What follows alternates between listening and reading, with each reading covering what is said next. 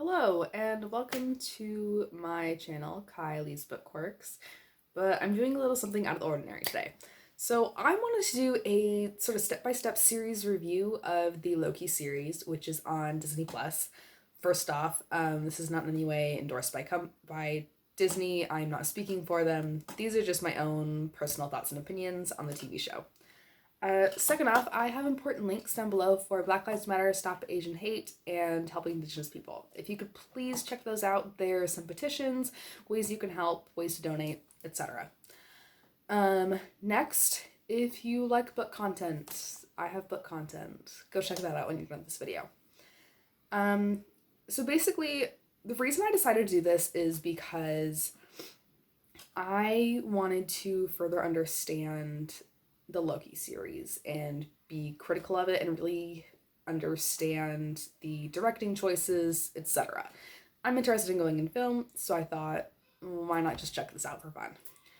So, first off, an overview of the first episode of Loki. It starts in 2012 when Loki uses Tesseract to escape from the Avengers because of the whole time travel thing that happened in Avengers Endgame.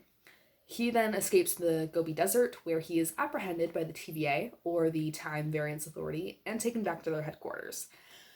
He is then given some nice prison overalls, goes through some various check-in points, and attends his court hearing, where Mobius M. Mobius, a TVA agent, speaks up for him and basically takes responsibility. Says, hey, look, we can use him to track down the other Loki variant that is causing a lot of trouble for us.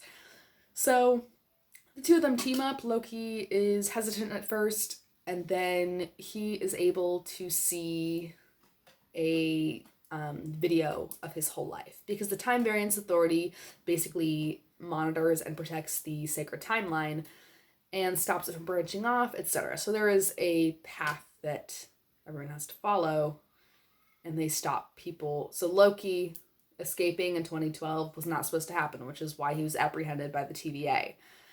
After Loki sees this whole video of his life, he decides to help Mobius.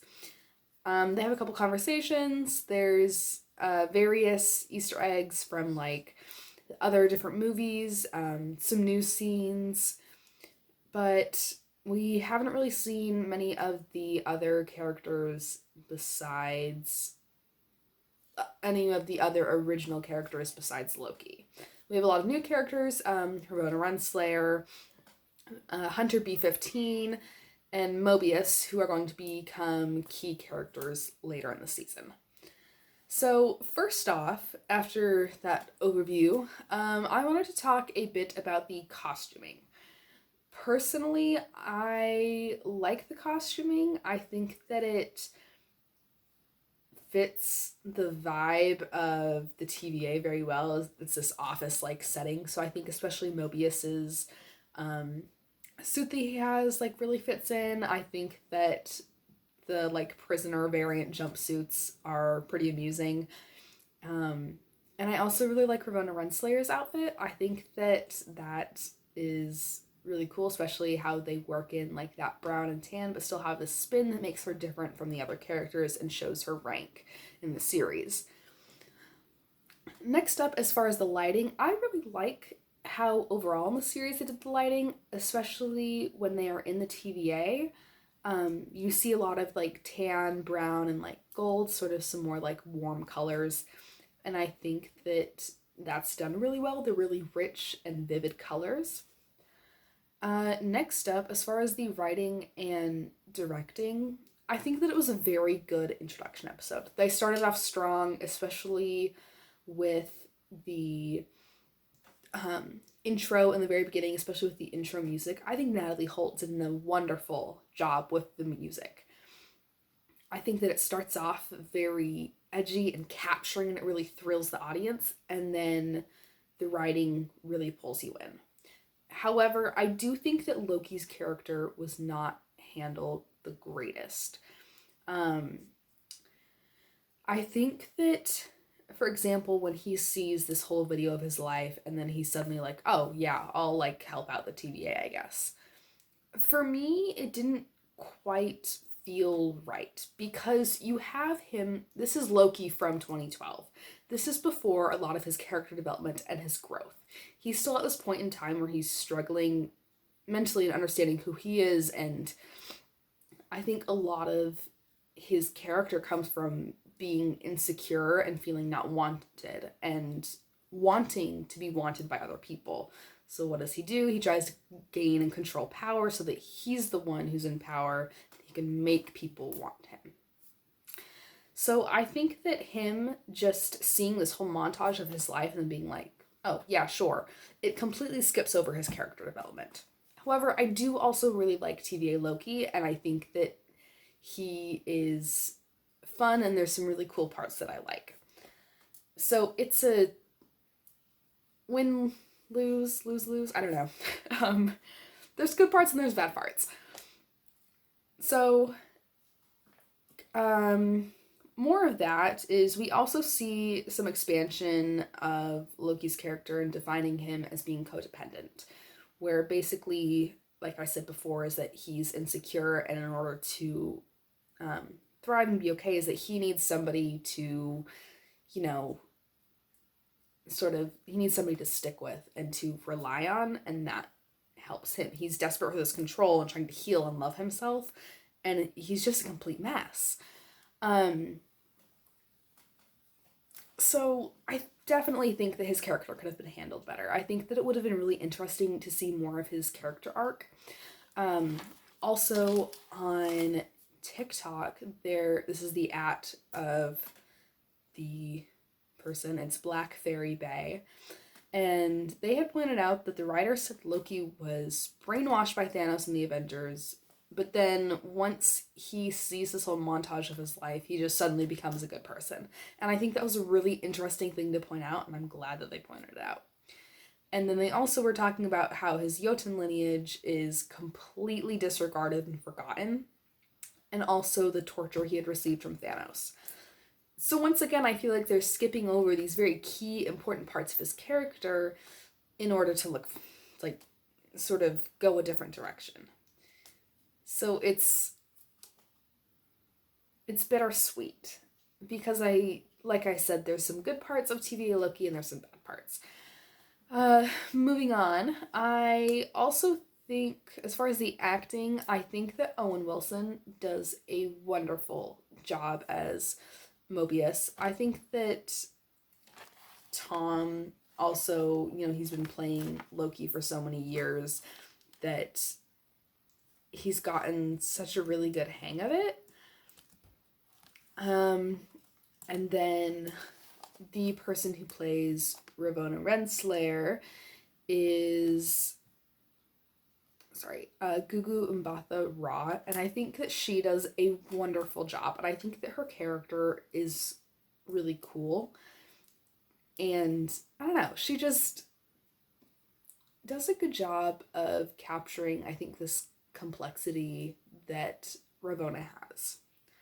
And then also we have Wonmi Mosaku, who plays Hunter B-15, who I love. Hunter B-15's great.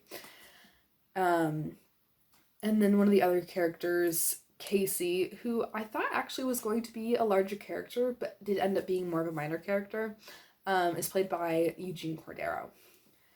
So, yeah, I think the acting for this episode was down pretty well, and I think that there weren't a lot of moments where I was like, oh, I don't know if I liked that.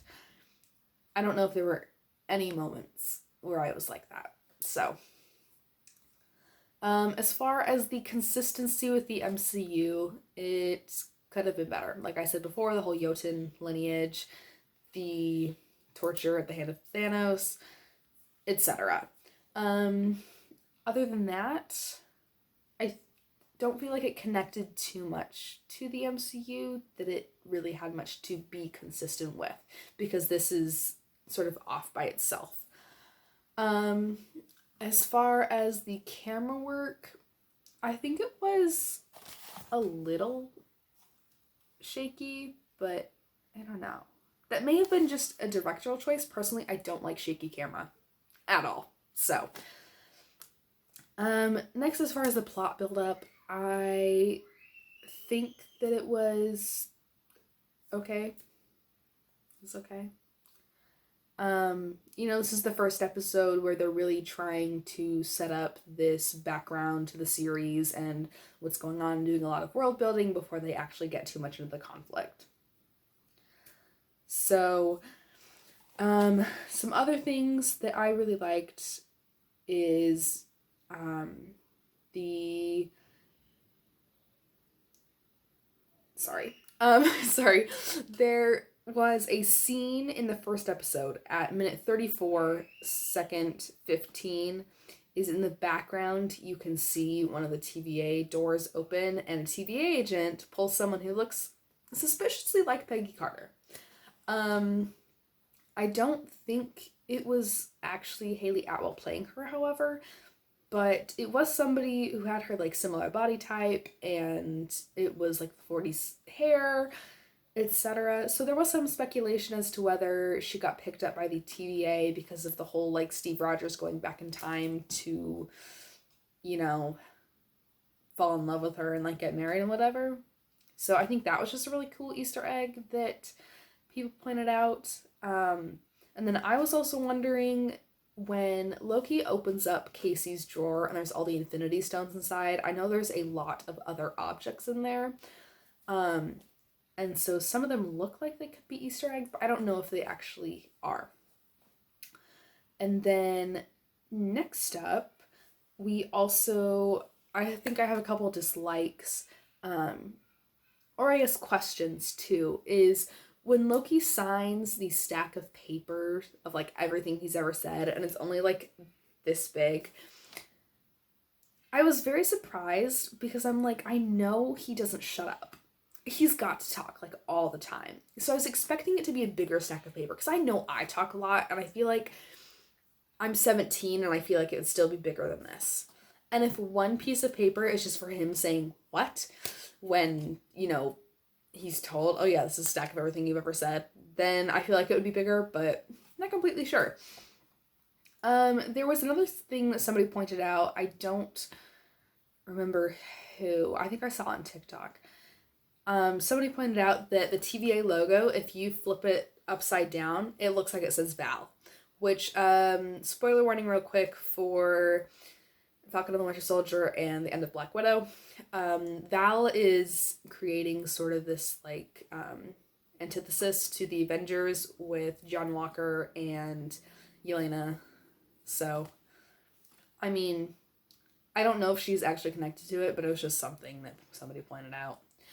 I was also wondering what the whole temporal aura thing, if you don't remember, in the first episode, Loki goes through this, like, thing, and it's like, if you're a robot, don't go through this or else you'll explode. And it takes a picture of his temporal aura.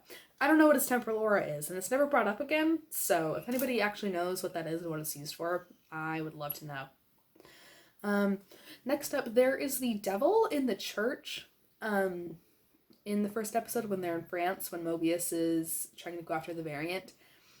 And I was confused as to who it actually represents, because I think later in episode 6, He Who Remains, who is also King the Conqueror, says something about, I think, being called a devil.